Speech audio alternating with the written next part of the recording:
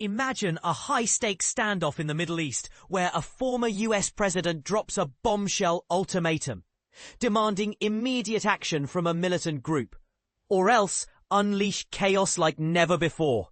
That's the dramatic scene unfolding as Donald Trump issues a stern warning to Hamas, setting a Sunday deadline for accepting a proposed peace plan for Gaza.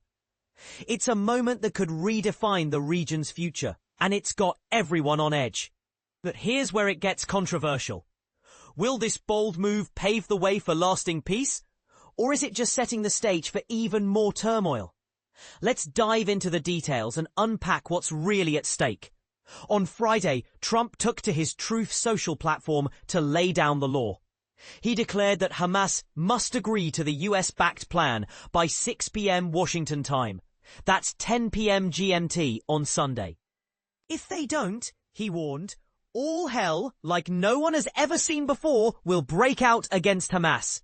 There will be peace in the Middle East one way or the other.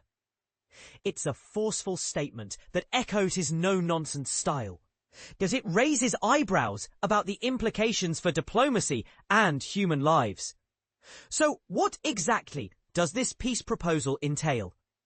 At its core, it calls for an instant halt to all hostilities in Gaza. In return for this ceasefire, Hamas would need to release 20 living Israeli hostages within the first 72 hours, along with the remains of any hostages believed to have passed away. On the flip side, Israel would free hundreds of Palestinians currently detained.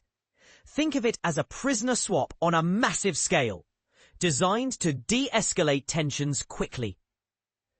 For beginners trying to grasp the complexities of Middle East conflicts, this is like a high-wire negotiation where trust is scarce and every detail matters, much like how a hostage situation in a movie thriller hinges on precise timing and concessions.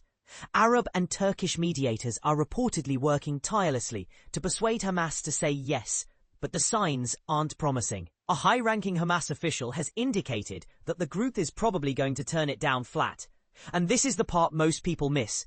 There's division within Hamas itself.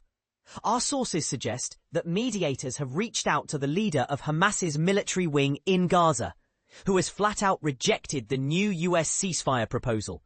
Meanwhile, some of the group's political leaders based in Qatar seem more open to it, perhaps with a few tweaks. But their sway is limited because they don't control the hostages directly.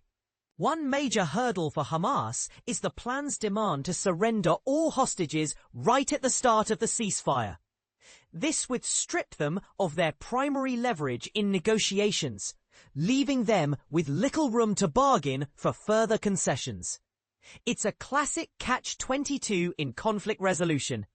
Give up your strongest card too soon, and you might lose the game entirely. To put this in perspective, imagine negotiating a business deal where you have to hand over your key assets up front without guarantees. It's risky, and for a group like Hamas, it could feel like a trap. Adding to the gravity, there are currently 48 hostages still held in Palestinian territories by Hamas, but tragically, only about 20 are believed to be alive. This backdrop stems from the devastating events of October 7, 2023, when Hamas launched a brutal assault on southern Israel, resulting in around 1,200 deaths and the abduction of 251 individuals. In response, Israel initiated a military operation in Gaza, which has led to staggering casualties. According to Gaza's health ministry, run by Hamas, at least 66,288 people have lost their lives in Israeli strikes since then. These numbers highlight the human cost of this protracted conflict, making Trump's deadline feel like a ticking clock over a powder keg. Now, here's where opinions diverge sharply. Is Trump's aggressive approach a masterstroke of tough love that could force a breakthrough?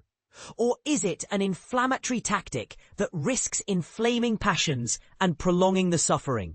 Some might argue it's a necessary push for accountability, while others see it as overstepping, potentially undermining international mediation efforts. And let's not forget the irony. Trump, known for his America First policies, is now inserting himself into Middle East peacemaking post-presidency. Does this make him a visionary peacemaker? Or is it just another headline-grabbing move? What do you think? Should Hamas seize this last chance for peace? Or is the plan fundamentally flawed? Could Trump's threat of all hell actually lead to a resolution? Or will it backfire spectacularly? Share your views in the comments. Do you agree with this strategy? Or do you have a different take on how to achieve stability in the region? Your thoughts could spark a lively debate.